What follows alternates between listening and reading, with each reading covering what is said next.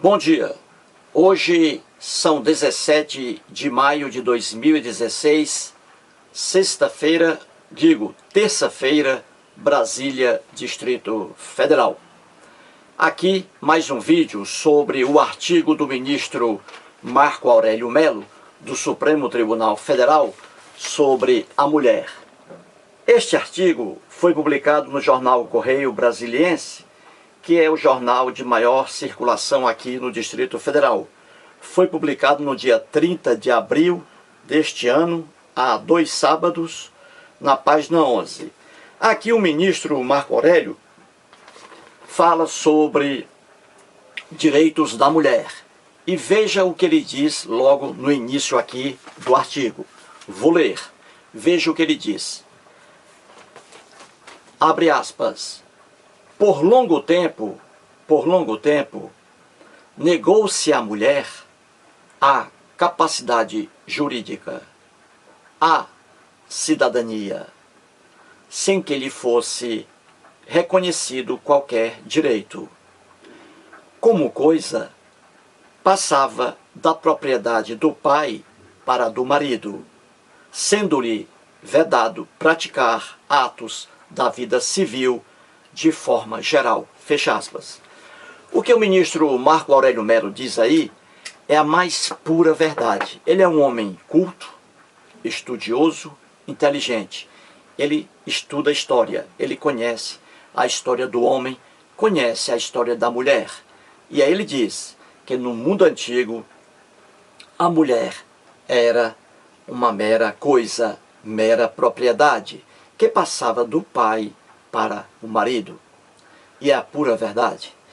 Basta pegar qualquer livro antigo para a gente comprovar a visão errônea sobre a mulher.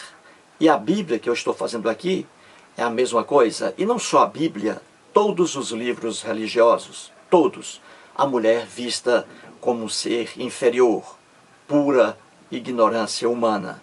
Pois bem, é por isso que na Bíblia a mulher apanha desde Gênesis até Apocalipse. Estou mostrando aqui, Novo Testamento, né? A visão errônea sobre a mulher dos cristãos primitivos, né? E aqui em especial o apóstolo Paulo. Com este agora são 6 vídeos, né? 7. O 7º vídeo, melhor dizendo, com este aqui. Vou mostrar mais um exemplo do apóstolo Paulo em sua visão doentia sobre a mulher e o sexo. Quem estuda o cristianismo sabe muito bem que essa visão doentia sobre sexo e mulher é uma constante. Tanto é que os cristãos inventaram que Jesus nasceu de uma virgem, sem participação ali de relação sexual. Por que isso? Ora, no mundo da Bíblia, lá no Novo Testamento, já que os cristãos viam o sexo como uma coisa imunda que deveria ser evitada, é óbvio que ao criar a lenda do nascimento de Jesus, eles não iriam dizer que Jesus veio de uma relação sexual, já que a relação sexual era uma coisa pecaminosa, feia para eles, cristãos, então eles inventaram que Jesus nasceu sem sexo, que Maria engravidou do Espírito Santo. E veja aí, os cristãos acreditam nessa lenda. Pois bem, vou agora mostrar mais um exemplo claro da visão negativa do apóstolo Paulo sobre mulher, sobre sexo. Nessa passagem que você lerá agora, amigo internauta, você verá que o apóstolo Paulo aconselha até mesmo os homens casados a não fazerem sexo com a esposa, para que os homens casados vivam como se solteiros fossem, Até isso, você vê aí, havia recomendação do apóstolo Paulo. A Uta Rank-Heinemann, considerada a maior teóloga do mundo, alemã, ainda viva, tem um livro maravilhoso chamado Eunucos pelo Reino de Deus. E ali ela mostra a visão doentia do apóstolo Paulo, da Igreja Católica Apostólica Romana, principalmente sobre a mulher, sobre sexo. Pois bem, e ao longo da história do cristianismo, a aversão ao sexo e à mulher é uma constante. Quem estuda a sério o cristianismo sabe disso, que a mulher e o sexo eram vistos como coisa hedionda que deveria ser evitada. Vamos lá. Pois bem, veja aí, amigo internauta, o pessimismo cristão em relação à mulher, em relação ao sexo.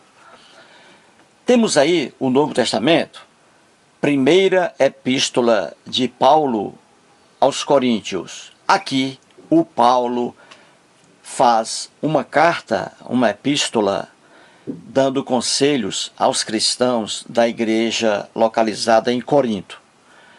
O Paulo aqui dá regras para as pessoas seguirem, os cristãos.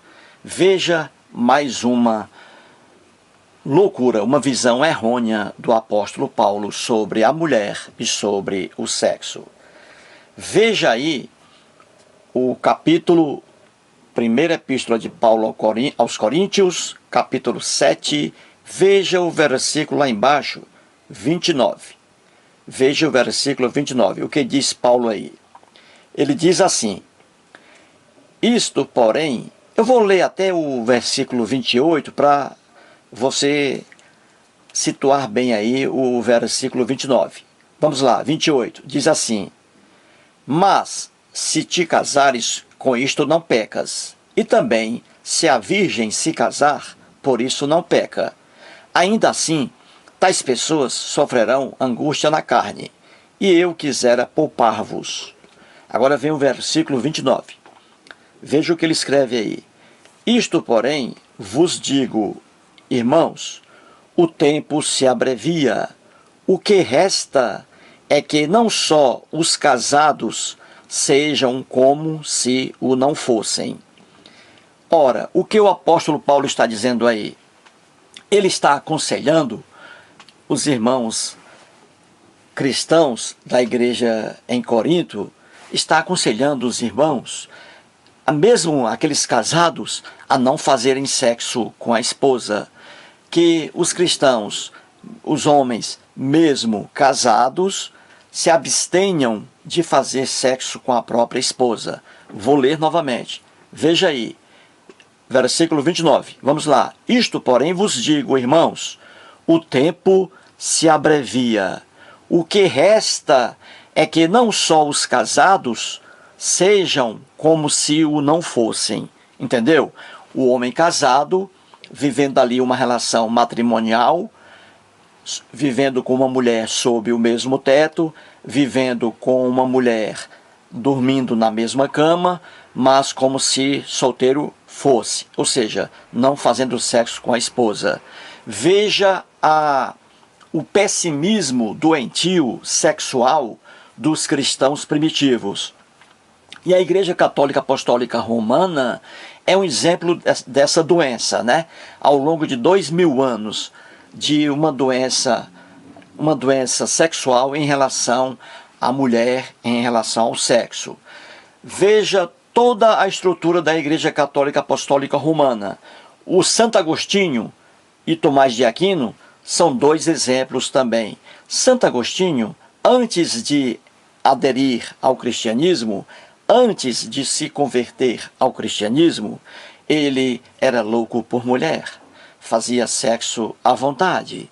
O Santo Agostinho, quando entrou no cristianismo, passou a ter aversão ao sexo, pregar contra o sexo.